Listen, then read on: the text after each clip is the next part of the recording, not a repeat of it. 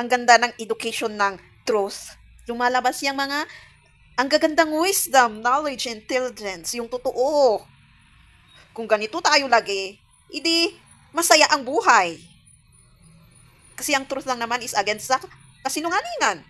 Kaya may against. Ang kasinungalingan against sa truth. So naglalaban ang kasinungalingan at katotohanan. So panoorin natin to. Dito ay predatory governance, galing sa konsepto ng selectory theory sa librong The Logic of Political Survival. Ayon sa The Logic of Political Survival. Tingnan natin. libro na ito na ang mga tao na nasa gobyerno ay usually binibigyan ng pansin ang kanilang political survival over sa kapakanan ng maraming tao. At Okay, mga kabats natin. Ganyan ba sa tingin nyo ngayon ang nangyayari sa gobyerno in relation to most our politicians? Bakit ayuda ang binibigay sa inyo? Alam naman nating lahat na hindi kayayaman dyan sa ayuda. Ano ang goal natin? Ano ang goal natin? Eradicate poverty. Bakit natin minamahal? Bakit ang purpose natin ay hindi sila iangat doon o bigyan sila ng pagkakataon na umangat doon sa kanilang sitwasyon, kundi ang goal lang natin ay maging convenient sila, maging settled sila, maging kampante sila sa lugar kung nasaan sila. Kaya nga binabawasan ng budget sa education kasi para di mamulat ang mga tao sa totoo. And walang budget sa PhilHealth para mamatay na lang tayo. Hindi, yung sa budget sa PhilHealth hindi naman para mamatay tayo. Yung budget sa PhilHealth na yan para umasa ka sa kanila. Whenever you are sick, whenever you need something urgent, you go to them. Kasi nasa kanila yung akap. Nasa kanila yung AX. Pupunta ka sa kanila, magmamakawa ka sa kanila para ibigay sa'yo. Ano ba ang difference nito kapag kunwari, maayos yung ating healthcare? You don't need to go there at magbakawa.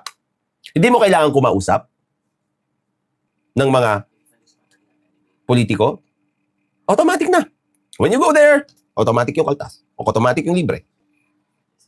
Ganun naman kasi dapat. Pero bakit ngayon kailangan iasa lahat sa kanila? Kasi mga kabatas natin, yung healthcare system natin, tsaka yung education natin na yan, kapag napondohan na maayos yan, we don't need to go to them for scholarships. Bakit binawasan nila yung pondo para sa edukasyon? Kasi gusto rin nila, mga kabatas natin, na sila ang magbigay ng scholarship ko, no? Naalala niyo yung ginagawa ni Ralph Tulfo na finiture natin ng makailang beses. Di ba? Scholarship daw. Allowance daw. Eh kung kunwari may pondo yan, do we need to go to Ralph Tulfo? Kailangan pa ba natin makita yung pagmumukha ni Ralph Tulfo at palakpakan siya, magpasalamat, sumigaw-sigaw doon, bago tayo bigyan? Hindi na. Pasok ka na lang sa school. Libre lahat. That's how it's supposed to be. That's why education is a basic human right. Access to health services, competent health services, is a basic human right. Kaya priority yon ng ating gobyerno. Pero bakit ngayon hindi na? Meron ba sa konstitusyon natin ng akap? Wala. Bakit yung mga wala sa konstitusyon, yun ang priority natin? Gusto ko sanang i-content yung video mismo ng girl, pero may nakita akong dinuwit niya and maganda yung sinabi niya. And tama naman, yung parang yung unang galawan nila noon is wala talagang budget sa education. Kaya against sila sa vice president natin ngayon. Yun ang dahilan. Pero hindi nila, naka-against nila doon, hindi nila nakikita na may nakita na naman akong balita. Nababahala ang mga senador sa papel ng China sa pamamahala ng transmission lines sa bansa. Nang ma-privatize kasi ang National Grid Corporation of the Philippines o NGCP, 60% ng stake ang ibinenta sa Pilipino. Ang nalalabing 40% nabili ng State Grid Corporation of China. Kaya sa budget hearing ng Department of Energy, tinanong ni Senadora Risa Ontiveros kung hanggang saan ba ang kontrol ng China sa kumpanya. Bagamat Pilipino kasi ang namamahala sa kabuuan ng NGCP, lumalabas na limitado lang ang access ng Pilipinas sa sarili nitong transmission lines. Kaya rin daw ng China na iparalisa ang supply ng kuryente sa buong Pilipinas kung nanaisin nito. Is it possible for our power grid to be taken down remotely? Kasi kanina natanong ko lang po access, paralysis, pero remotely, kaya bang may ibang actor to take down our power grid? I was advised by the President of Transco that it's possible, Mr. President, given the technological advancement right now in telecommunications as well as in, I guess, in software. Dagdag pa ni Hontiveros, napabalita na noon na foreign engineers lang ang nakakapag-troubleshoot at operate ng NGCP power connector dahil sa ikinabit na remote monitoring and control system. Minsan na rin daw binago sa Mandarin ang wika sa kanilang manual. It would be a serious national security concern given China's recent behavior and hegemonic aspirations. Obviously, China is not just in the West Philippine Sea.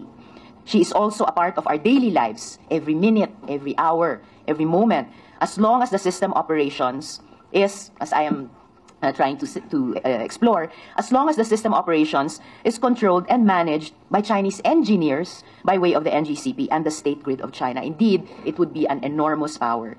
Sa kabila ng agam-aga, tiniyak ng sponsor ng DOE budget na si Senador Sherwin Gatchalian na may mga nakalatag na safeguard sa batas kabilang ang presidential takeover sa NGCP. The transmission line is probably the most vital or one of the most vital facilities in our country.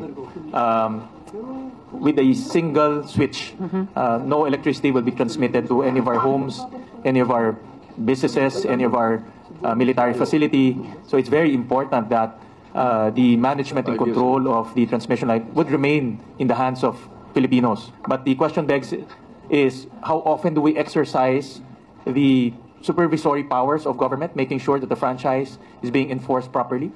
Magsasagawa rin ng oversight hearing ang Senado kaugnay ng issue ayon kay Gatchalian. Ba? Yang kaano nila, kaisip nila kung paano sila mag-corrupt at paano nila i-against ang katotohanan in pinupurso ang kasinungalingan. Yan tuloy, hindi na nabantayan na. Yang kuryente is, iba pala ang nakahandle.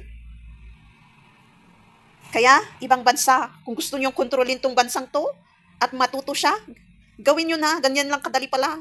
Habang ang pinoproblema nila is corruption, kung paano sila mag-corrupt, halina kayo at gumawa ng plano para... Kasi yun ang inaatupag nila eh. O tingnan mo yung ibang bansa, ang galing, ang talino. Yan ang inaatupag mo, ito ang aatupagin ko para makuha kita. Kahit paunti-unti eh. Pero ang backlash sa end is malaki. Magiging akin ka din, makakanker din kita sa huli. Yan ang gusto nila eh. Yan ang gusto ng mga leaders natin. Yung mahilig mag-corrupt, ugali, espiritu, pag-iisip, kahit hindi mo makita sa pananalita. Hindi lang ngayon ang sinasabi ko, kundi yung past presidents din natin or leaders or yung sanga niya, hindi lang president ang sinasabi ko. At bilang isang tao din. Yan ang kagustuhan natin. Tapos yung iba, gumagawa na ng paraan para sa good change na yan. Niwe-welcome nila. Tapos kayo na nag-a-against at umiiral sa insecurities.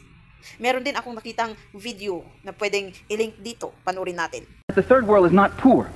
You don't go to poor countries to make money. There are very few poor countries in this world. Most countries are rich. The Philippines are rich. Brazil is rich. Mexico is rich. Chile is rich. Only the people are poor. But there's billions to be made there, to be carved out and be taken. There's been billions for 400 years. The capitalist European and North American powers have carved out and taken the timber, the flax, the hemp, the cocoa, the rum, the tin, the copper, the iron, the rubber, the bauxite, the slaves, and the cheap labor. They have taken out of these countries. These countries are not underdeveloped, they're overexploited. Alam niyo po ba na 20% nito ay posibleng mawala dahil sa korupsyon? Ito ay ayon sa COA at sa Deputy Ombudsman. Ang posibleng mawala sa Pilipinas pagdating ng 2025 ay 1.27 trillion pesos.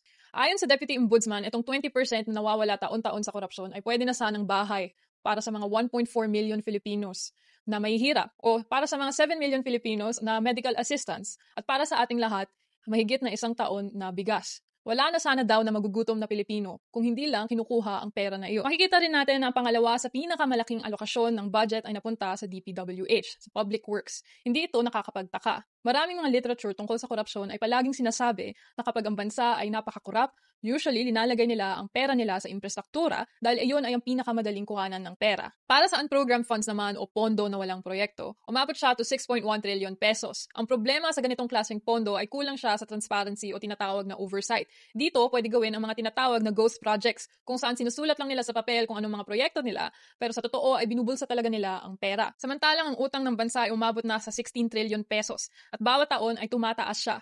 Kung sisimplihin natin, pwede na rin sabihin na itong pera na kinukurap, itong 20% yearly na kinukuha ng mga politiko, ay inuutang rin ng buong bansa. Kung titignan natin ang research, itong mga numerong ito, na ganitong kalaking budget, ganito kalaki ang nawawala, at ganito kalaki ang utang, ay ang rason kaya hindi pa rin o hindi masyado umuunlad ang Pilipinas. Siya din ang nagsabi na hindi tayo mahirap. Nasa isip lang yan. Nilalahat mo lang kasi ang sitwasyon mo is mahirap.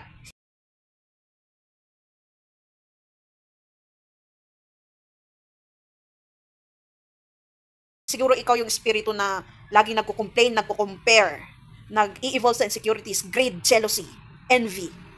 Pero yung iba naman na ganun ang sitwasyon, hindi as in marami ang pera sa kamay. Kontento naman kung anong meron sila. I-compare natin. Nabubuhay pa rin naman sila. Ikaw lang ata na nagsasabi na, mahirap ka. Na laging nagko-complain, nagko-compare. Sa totoo lang, ang ganda-ganda ng bansa. Maraming pagpairalin mo yung pagka-artistic mo. Yung iba nga kailangang umutang para palakihin. Right way pa rin naman yun kasi no choice talaga. Kung wala kang funds, kailangang umutang, yun ang gagawing paraan. Pero dapat alam mo ding mag-budget at gamitin ng tama. Hindi yung basta gastos ng gastos. Kasi napagdaanan ko din naman yan. Yung isasabay mo yung kagustuhan mong gawin, yung mamasyal, yung kumain sa labas. The best way is palakihin mo muna, palaguin mo muna yung business na ipapatay mo kasi galing nga yan sa utang. May babayaran ka pang utang. Tapos may babayaran ka pang upa, bibili ka pa ng stocks kung anong business na ipapatayo mo. Tapos isasabay mo yung layaw na sinasabi nila. Hindi po maganda kasi naranasan po din namin po yan. May time na, wow, pag isasabay mo talaga pala yung ganito, ganyan. Pero matututunan mo sana yun biglang nag-pandemic, so hindi na to. Lahat actually ng ewan ko ba ng gagawin na business is parang nahahadlangan. Spirituality, din physical. Isa doon is yung mga iniisip ng ibang tao na hindi maganda na akala nila lahat ng buhay mo is ang ganda. Kinukumpare nila ang buhay mo sa'yo. Isa yun sa mahahadlang. Yung mga sinasabi nilang hindi maganda, isa yun na hahadlang. Tapos yung iniisip nila at nasa puso nila na at sasabihin nila na hindi maganda, mag-a-against din yun. Ritual yun or black magic yun para mag-a-against sa mga blessings na darating. Ang isang paraan na protection is, kasi minsan, pag hindi mo nakayanan yung stress, depression, isa din yun para maghadlang yung mga sinasabi nila at babagsak as stress, depression, anxiety, and mental health. Diba, didiretso yung stress, depression sa mental health. Pag hindi mo yan kinayanan, alam mo na kung saan ka babagsak. Baka isa ka sa patient. At pasasalamat ko sa Diyos. Napakalaki. At syempre, sa sarili ko din, na kinaya ko to. Itong pagsubok na to. Itong spiritual healing, awakening, inner self, or shadow work. Kasi isa yun sa dahilan kaya nag-healing tayo. Na kailangan iproseso spirituality at i-condition ulit tayo ng tama bago darating itutuloy yung blessings na sinasabi nila.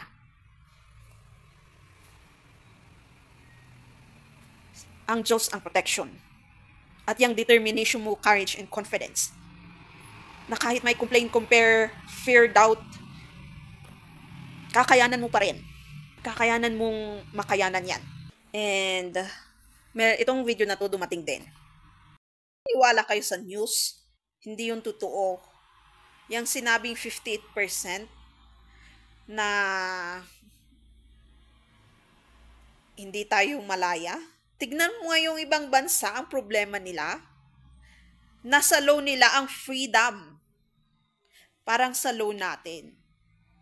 Kasi pag ang ipaglalaban natin, hindi sakto ang laws natin, sakto yan. Kahit anumang ilagay nila na laws dyan. Federalism, kung ano-ano mang laws, may nakalap akong ilan ba yun, ilalagay ko din dito. Malaya ba na bansa ang Pilipinas? Ayon sa Freedom in the World Index, hindi. Ang bansa natin ay partly free lamang at nagsascore tayo ng 58 out of 100. Napakababa ng ating political rights at civil liberties. Pwede nyo tignan ang buong website kung bakit ganito. Pero grinupo ko ang lahat ng rason sa tatlo. Unang-una dahil sa poor governance, pangalawa ay dahil sa poor security, at pangatlo ay dahil sa poor integrity. Itong tatlong rason na ito ay kung bakit mababa ang ating score at hindi pa rin malaya ang ating bansa. Madaling isipin na dahil nagkaroon tayo ng mga EDSA revolution at nakapagkaroon tayo ng kalayaan galing sa Espanya ay malaya na rin siguro ang ating bansa. Kung titingnan nyo talaga, base sa mga indexes katulad nito, ay ang katotohanan ay malayo pa ang kailangan nating makamit para magkaroon ng tunay na demokrasya at tunay na kalayaan. Did you know these 9 common forms of government around the world? Democracy, monarchy, republicanism, dictatorship, aristocracy, anarchy, theocracy, communism, and tribalism. Bakit sa South Korea napatigil nila ang kanilang martial law at na-impeach pa ang kanilang presidente, habang sa Pilipinas ay umabot sa atin ng 14 na taon? Isang salita, institutions. Ang South Korea ay may tinatawag na strong, inclusive institutions. Ibig sabihin nito, nag-i-include ng mga tao ang kanilang sistema, ang kanilang judiciary, legislature, to civil society ay malakas at kayang magtaguyod ng pananagutan sa gitna ng authoritarian rule. May mga sapat na checks and balances sa sistema nila para hindi maabuso ang kapangyarihan. For example, ganito karami ang oposisyon nila. Actually, mas marami pa sa photo na ito at mas marami pa kaysa sa administrasyon. Kaya nagagawang nilang bumoto against sa martial law. Ganito karami ang oposisyon nila at ito ang pagkukulang sa Pilipinas. Mga malalakas na partido na alam mo talaga kung sino ay para sa gobyerno o administrasyon at sino ang oposisyon. Sa sobrang lakas ng political parties nila, may isa pa nga na nagngangalang Basic Income Party na isa lang ang gusto nila mangyari para sa South Korea, Universal Basic Income. Mga ganung klaseng plataforma na meron sana tayo sa Pilipinas pero wala dahil ang sistema natin ay bumoboto sa individual na kandidato na most likely ay para sa administrasyon. Dahil ang inclusive institutions ay nagbibigay ng kapangyarihan sa mamamayan at hindi lang sa iilan, ang kanilang media, civil society, hanggang sa mga kabataan ay nagkakaroon ng lakas ng loob para lumaban at ipanatili ang kanilang demokrasya. Kabaligtaran naman ang nangyari sa Pilipinas dahil meron tayong tinatawag na weak at extractive institutions. Noong 1972, napasailalim ng diktadura ang judiciary, ang legislature ay ginawang rubber stamp o sunod-sunurin ng presidente, habang ang civil society ay pinaghati-hati gamit ang patronage, pananakot at pagpatay. Ang South Korea ay natuto sa kasaysayan nila at unti-unti nilang riniporma ang kanilang sistema para ito ay maging inklusibo. Pinapakita nila ang kapangyarihan ng inclusive institutions na maaari rin tayong pwedeng matuto bilang mga Pilipino. Tandaan natin, walang diktador kung walang nagpapadiktador. Sabi nga ni Jose Rizal, there are no tyrants if there are no slaves. Kahit ano man dyan, ang ilalagay ng or i-accumulate ng Pilipinas, kung yung nagpapatakbo mismo or pag-iisip mismo ng tao at leader ay corrupt, walang mangyayari. Hindi talaga tayo magiging free. Itignan mo nga sila, yung ibang bansa. Parang yung pag-iisip ng leader nila is, malaya kong gawin kung anong gusto ko. Free ba yun? Yung mga nangyayari actually, dito sa ating mga lugar, kahit anong bansa, intended by people actually. Ang hindi lang is typhoon, rain, season.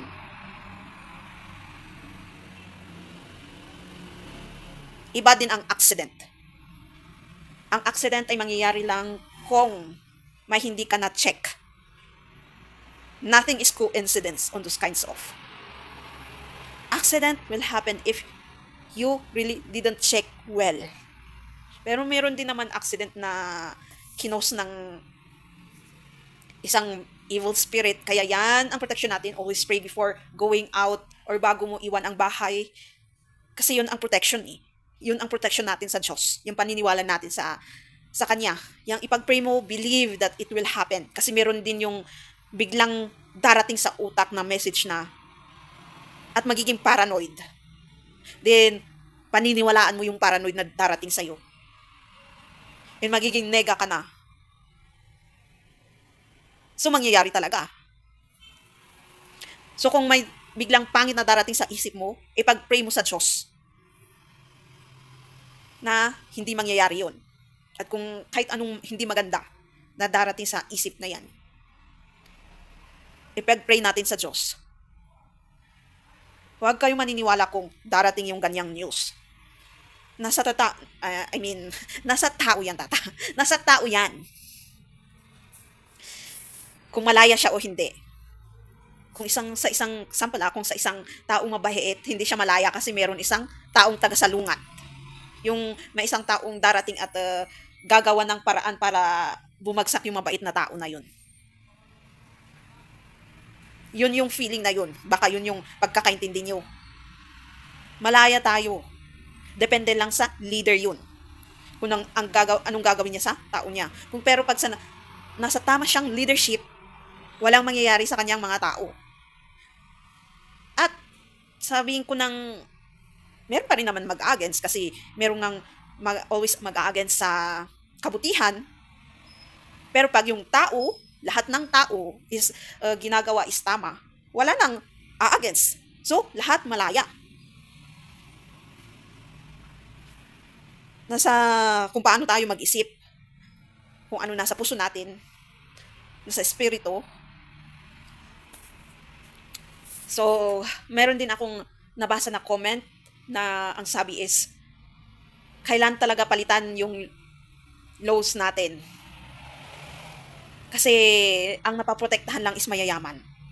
Kaya nga mag-aral ka kung ano yung laws na yun. Kung anong pinag-aralan mo sa school kasi tinuturo yun, huwag mong kalimutan. Kasi ginagamit din nila. Common sensely, gamitin mo din. Ang dami kong kakilala dyan na matapang. At ginagamit talaga yung laws. Mananahimik. Yung taong yun kasi alam niya na totoo yung sinasabi ng tao. Itong taong to, mahirap pa. Lalong-lalo yung mahilig mag-abroad. Ang daming magluloko, di ba, na agency. Yung tinatakbuhan ka. Ang dami dyan, courageous and confident, na pupunta sa pulis at magreklamo. Mahirap pa sila.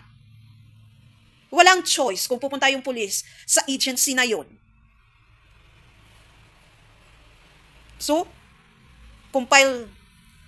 nakakumpile lang yan, yung reklamo nila sa pulis. At pag madami na, of course, magsasara na yung agency na yan. Ibig sabihin, itong agency na to is hindi niya ginagawa yung tama. So, nasa atin yan kung pag-aralan talaga natin. Alamin mo kung ano yung tama at mali. Kasi ang dami talagang nagre-reklamo na palitan. Kahit palitan nila yan kung corrupted ang leaders, walang mangyayari. Nasa kanila yon. At nasa atin din kung ipaglalaban natin yung sarili natin at aralin niyang laws na yan. Kasi parehas ang laws sa physical and spiritual. Meron yung ibang laws na gawa-gawa lang nila para ng papeles, pampahaba ng papeles. Kaya merong judge and lawyer. Para magiging mahaba, yun lang yun. Simulan na natin paglaban yung karapatan natin kung hindi. Sarili nating pag-aralan yung katotohanan. Kasi ayaw nilang ibigay yung education Ayaw nila kahit yung PhilHealth, tignan mo, tinanggal yung. Kaya, simulan na nating bumalik sa Diyos kasi siya din ang pampagaan ng mga sakit natin. Siya ang lunas, actually. Once na naniwala ka na, kung may narinig ka or napacheck up ka, tapos may narinig ka or nakita ng doktor na sakit mo, mga cancer, ganun, simulan mo na mag-pray. Iayos yung relationship mo sa Diyos. Kung kailangan araw-araw mag-pray ka, pero kailangan mo ding paniwalaan na mawawala yung sakit na yan. Kailangan mong palakas yung loob mo. Huwag laging iisipin na may sakit ako, ganito, ganyan. Yung victimizing, kasi gumagawa sila ng paraan para ikalugmok natin. At hindi tayo mag-survive. Gusto lang nila sila mag-survive Yung mga halang ang bituka na may kaya. Imposible na kung yung president, walang nagsabi sa kanya. Pag sama-sama din, hindi kaya ng isang taong mag-isip ng ganun. Parang kasi tao tayo, hindi tayo Diyos. Kailangang maramihan. Pati naman sa katotohanan. Ako din naman. Sabihin ko hindi ko to kinaya mag-isa. Kailangan ko pa rin naman ng ibang tao para makuha yung message Hindi nila makita yon, pero ako na nakakarinig or nakakabasa or nakakakita dun sa message na yon. So may help sila. Ganun din naman ang kasamaan.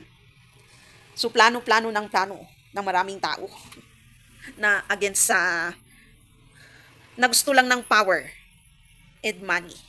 So kung may natatamaan, better to start and reflect kung bakit.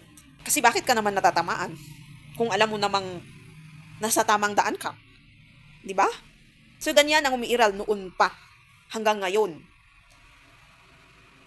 So parang nag-struggle ngayon yung righteousness, the right path. Kasi magsisimula pa lang. Pero of course, this coming years is parang gagaan na.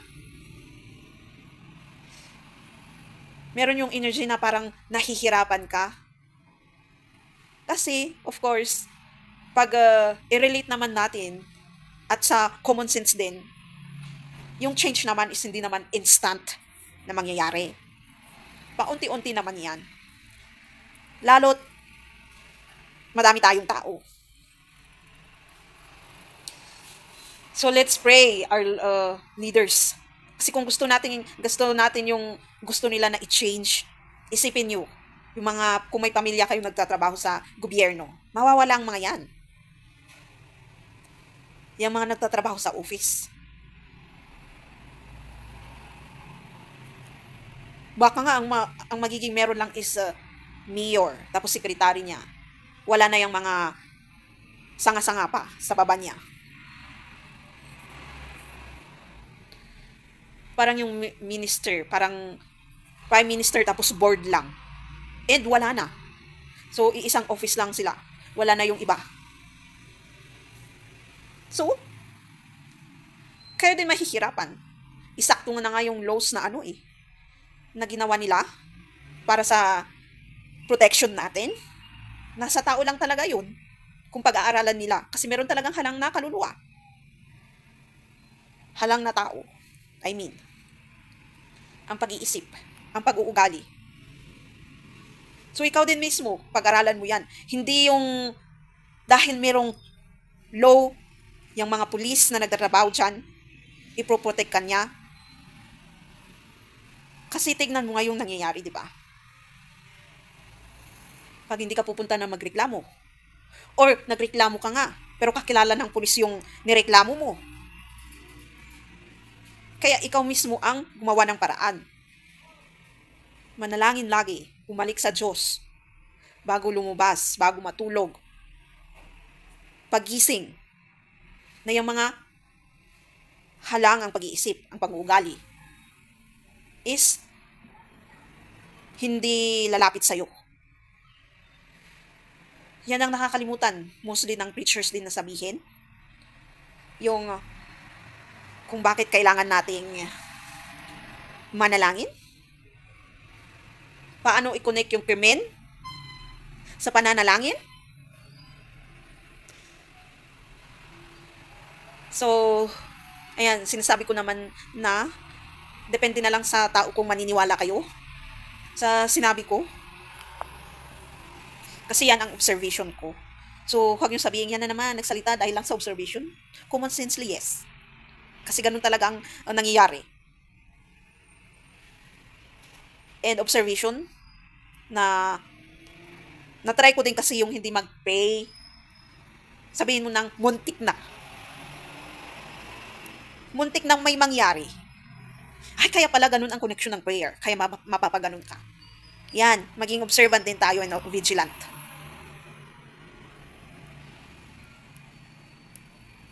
Kasi kahit palitan nga nila, paulit-ulit po yan.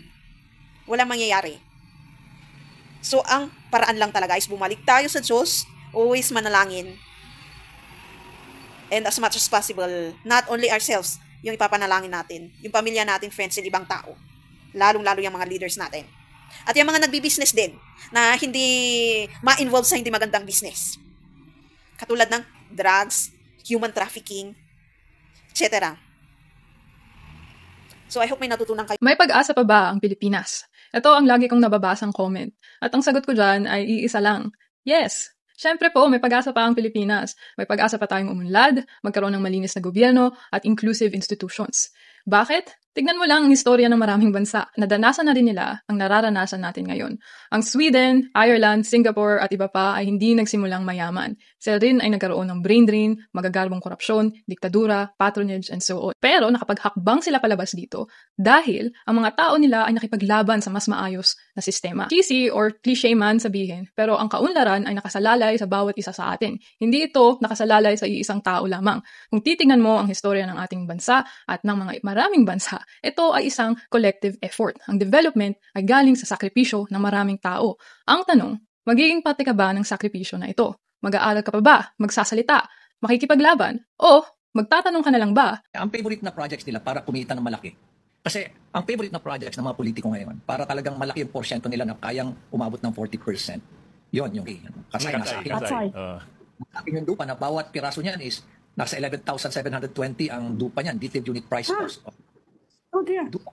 Bawat piraso niyan. Detailed unit price niyan is 11,720 pero actual cost niyan including installation at lot is 1,800. Oh dear. Binili nila is millions and millions of pieces ang binili. So per million, 1 million, 8.9 billion. Siguro kung talagang may freedom of information tayo, talagang malalaman mo kung ilang millions ang binili. Thank you for watching. Don't forget to subscribe, click the bell notification, comment if you want, and see you again in my next video.